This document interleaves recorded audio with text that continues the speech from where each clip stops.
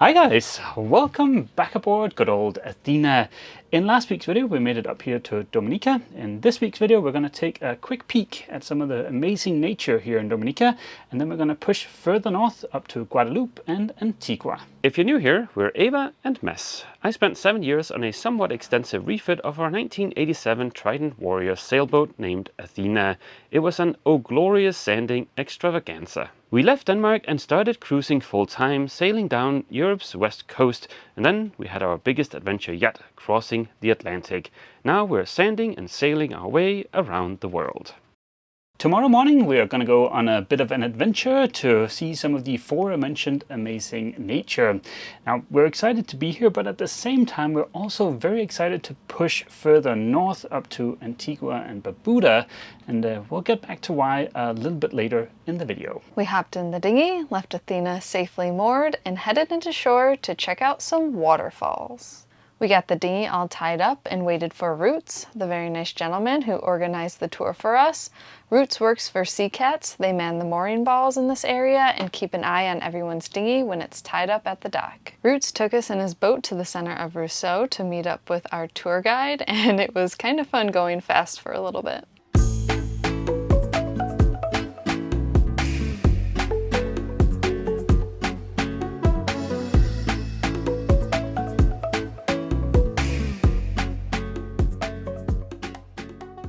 When we met with our guide, we started making our way out of town with one quick stop. We stopped at the Forestry, Wildlife and Parks office because in order to get into some of the national parks we were visiting today, we would need to get a pass. What was that? Yes, easy. You can buy a day pass, but we ended up getting a week pass for $12 US, and it was actually a better deal. The pass is good all around the island, so we can use it if we want to do any of the national parks in the north. We got back in the van and started making our way up the mountain. Jones, our tour guide, stopped at many lookouts so we can take in the island views along the way.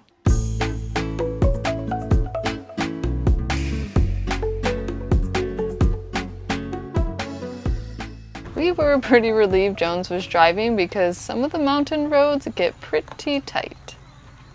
Our first stop was at Midland Farms. It's about an hour's hike to get to the first waterfall.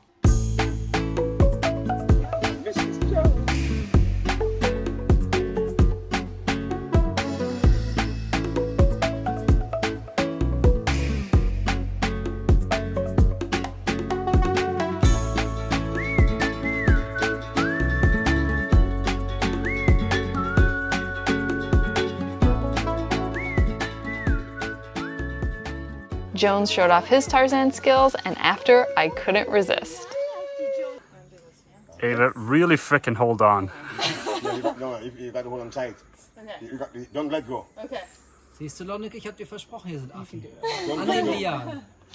Hold on tight. Now I feel like. Hold on tight. What did I do? Hold on tight. All right. After my death-defying stunt, we hiked the last bit to the falls. Oh, and of course, I found another bromeliad. As we continued on, we started to spot signs that we were getting closer to the waterfall and made our way over these big and a bit slippery rocks.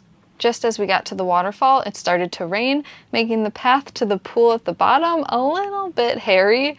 I still managed to get a quick view before making my way back in the misting rain. It was a little bit of a wet and slippery walk back, but it was a nice cool down from the warm sunshine. After the hike, we made a quick pit stop. We bought some fresh vanilla extract and some fresh vanilla beans to bring back and dry out aboard Athena. Tattoo Gorge was our next stop. It is a canyon you can swim through to get to another waterfall. We did not have our GoPro, so please excuse this amateur footage with my cell phone and a waterproof pouch. However, the GoPro could not even capture the beauty of the canopied light filtering into the crystal blue water of the canyon. We were a little annoyed they made us wear these life jackets, but once we got to the waterfall, we could see why. The water rushed past us, and the force of the waterfall could easily pull someone under. Back in the van with a quick lesson in the wild spices and herbs of the island like cinnamon and lemongrass. Really? Then we stopped for some lunch at River Rock Cafe and Bar. There we enjoyed the most incredible view, a very strong passion fruit rum punch, and a heaping plate of shrimp, rice, and breadfruit. At last, we made it to our final stop of the day, Trafalgar Falls. We made our way down the path and were a little taken aback by the amount of tourists that were there. However, Jones led us through the crowd to the special surprise he's been tempting us with all day. And up, up, up we went.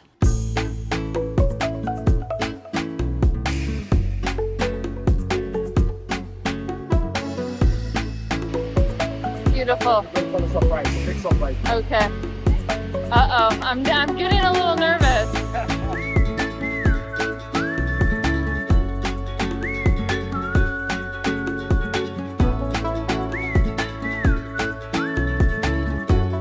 This is the end destination. Almost.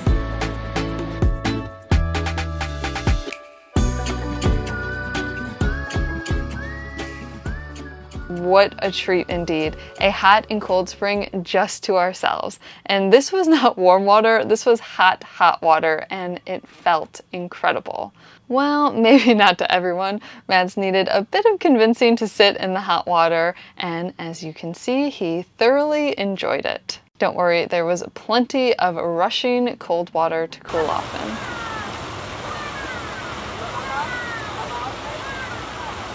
Although I think Mads found his sweet spot in between the hot and cold water. This stop was well worth the wait and a great way to end the perfect day.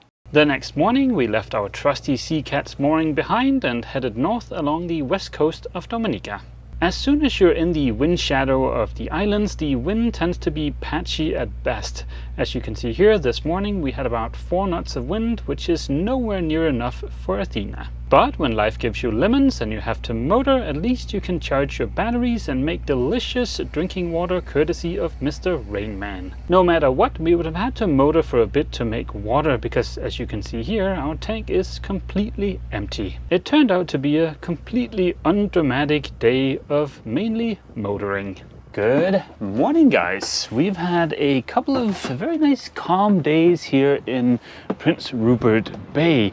Now we've just been taking care of a bunch of office work essentially, so we haven't even gone ashore. From what I've heard, there's supposed to be the Indian River in here, which is one of the better known tours or attractions for Dominica. But the thing about sailing full time is sometimes you have to do like boring office work too, which in our case was here for the last 2 days, so we didn't get a chance to go ashore, and this morning we want to get back underway. The solar panels are retracted, the dinghy is back on deck, and I've already taken the snubber off of the anchor. Our destination is 92 nautical miles away. It is Antigua up here. Between there and here we have Guadeloupe. According to the weather forecast, we should be seeing 17 gusting 20 knots and a sea state of 1.2 meters at roughly 6 seconds. Whether or not that's going to be true, well, we'll just have to find out.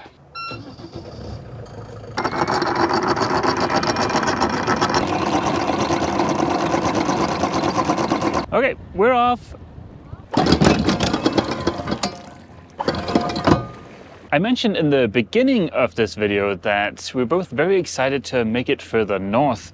The primary reason for that is because we're kind of excited to get to the more remote feeling places. Yeah, and it just seems like everywhere we've been going and like some of these islands, like we just, we want that crystal clear blue water and like the white sandy beaches, which we just haven't really experienced except in Barbados. Barbados was good, yeah. And it's not like the rest of the Caribbean is not bad. It's just we really have a bit of a hankering for the crystal clear water, nice beaches, but also just to be a little bit on our own, to not have every anchorage be super crowded. Yeah, and like you said, and it's not that this isn't beautiful, it's just we have seen a lot of what we've been seeing already, so we just want like a little change of pace. Yeah, and while a lot of the Caribbean islands, they have each have their own flavor, there's also a lot that's kind of the same, right? So yeah, we're excited to get to some different, more remote places. We only have about 3.5, maybe 4 nautical miles until we start being clear of the wind shadow of Dominica. So we should be able to get up sails fairly quickly today.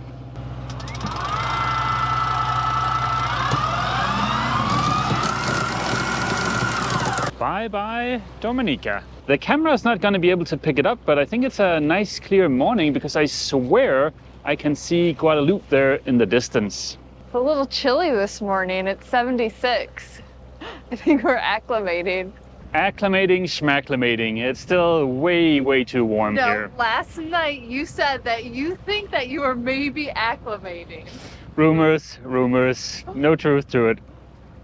I'm really wondering if anybody else does these two things. When you get in the car to go on a road trip, do you sing the obligatory song, "On the Road Again"? And when you get going to go sailing, do you start singing in your head, or for me usually out loud, "Sailing"? And for me it's the NSYNC version of that song. Is that like a cliche that everybody does, or is that just something I've learned from my father? And as the husband on duty, I can attest to the fact that yes, it is every time we get in a car or go sailing. Sailing. Welcome back to yet another episode of What the Heck is Up with the Weather Forecast. As you can see, we've got sails out, engine is off, but the weather forecast was predicting 17 gusting 20 if memory serves. We're getting barely 12 knots, and also the weather forecast had it right on the beam, whereas we're getting it more, well, we're not quite dead downwind, but we're pretty dang close. I really should rig the pole to make the most of the little wind we've got, but even at our reduced speed without the pole, we're going to be at the southern tip of Guadeloupe in about an hour and a half, and I just don't want to go through all of the trouble of rigging the pole, only to then just have to take it down almost immediately. It's lunchtime right now, and Mads and I are taking turns going down below to make our own sandwiches because we both have very strong opinions about what a proper sandwich is like. And there's Mads starting to make his far less superior, but I am surprised. What she means about strong opinions is I'm right, she's wrong. Wrong. But I am surprised you're putting lettuce on. This is something new.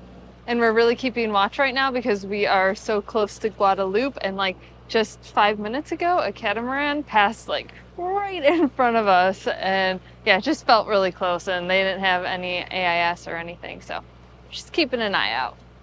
Okay, let's see the big reveal. Chorizo in a wrap. All right, now let me show you how it's really done. Wrong-o. First things first, mayo, mustard, lettuce with onions and carrots. Now it's time for the meat, and the layering is very important. First you put on the ham and then the salami. And that is how you properly stack a sandwich or a wrap. Okay, are you ready to see my masterpiece?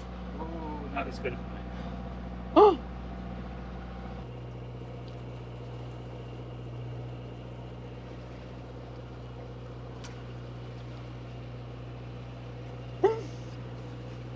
It's good. Cruising on your own boat for an extended period of time and the freedom that comes along with that is pretty freaking awesome.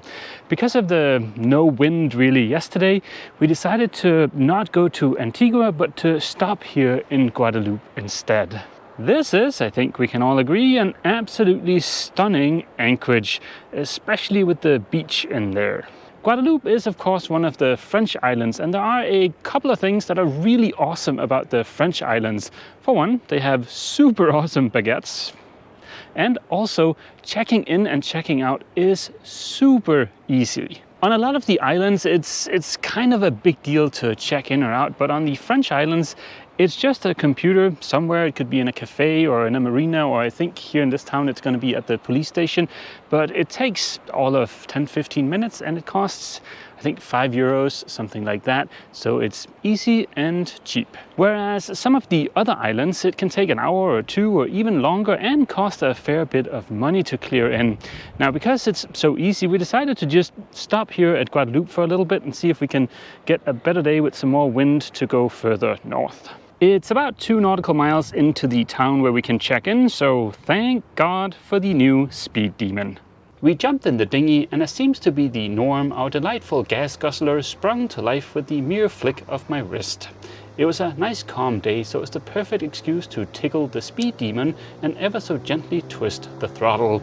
Barely up on a plane, we seem to be going around 15 knots, exhilaratingly fast, yet manageable. The village is tiny, but well worth a visit. In case you come here to check in or out, do not go to the police station on Google Maps. That is a museum. Eventually we found the correct place to check in over by the fuel dock. No computer this time, but it still only took about 5 minutes.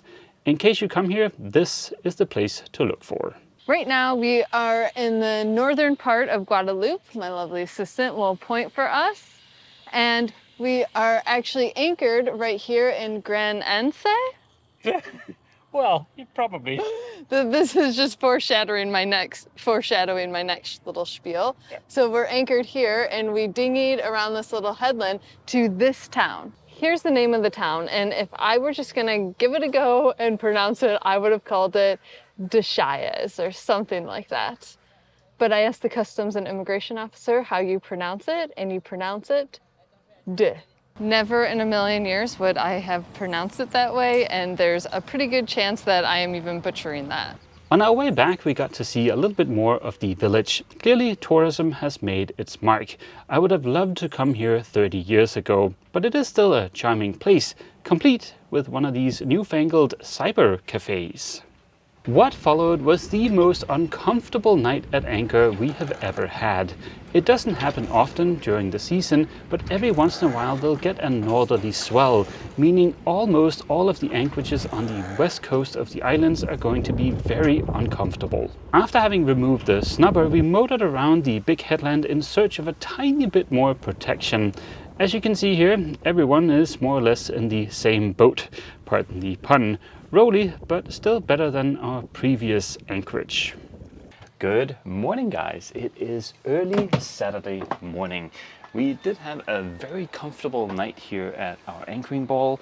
I think it was 22 euros for a night, which seems well worth it considering the night we had over in the other bay. The camera is not going to do it justice, but look at that moon above the anchorage. We've been held up a few days here waiting for a weather window where we could actually sail to Antigua instead of motoring the entire way. And I think today is going to be our best bet. The weather forecast is saying 13, gusting 15, but if we look at the next 5 days, there's basically going to be no wind, so today is our best chance. So let's wave goodbye to this beautiful place and get underway. There was not a ton of wind, but we sailed and motor sailed the roughly 50 miles up to Antigua, making sure to make water and run the water heater while the motor was on. The absolute highlight of the day was when the welcoming committee arrived. These are the first dolphins we've seen in the Caribbean after arriving in Trinidad last year. Early in the afternoon, we got our first glimpse of Antigua and its crystal clear blue water, complete with lovely sandy patches just begging to be anchored in. As soon as the hook was down, I raced into customs and immigration to get us cleared in. Now, if you ever need to come here to clear in or out, you should look for this tiny building with the big yellow flag. It was a little bit of a frustrating experience, but at least now I have our cruising permit and our other paperwork all figured out. What little we've seen of Antigua, it's a super beautiful place, and we are a little bit bummed that we can't spend more time here. Yeah, but we do have like a finite amount of time, and we really want to get to Barbuda. Yeah, so early tomorrow morning we're gonna pull the hook up and head up to Barbuda, but that is gonna be in next week's video. So yeah, that's the end of this week's video. We hope to see all you guys back here at Athena next week for yet more sailing fun. So as always, feel free to leave a comment down below, and don't forget, if you've enjoyed this video, Please remember to leave a like. see you.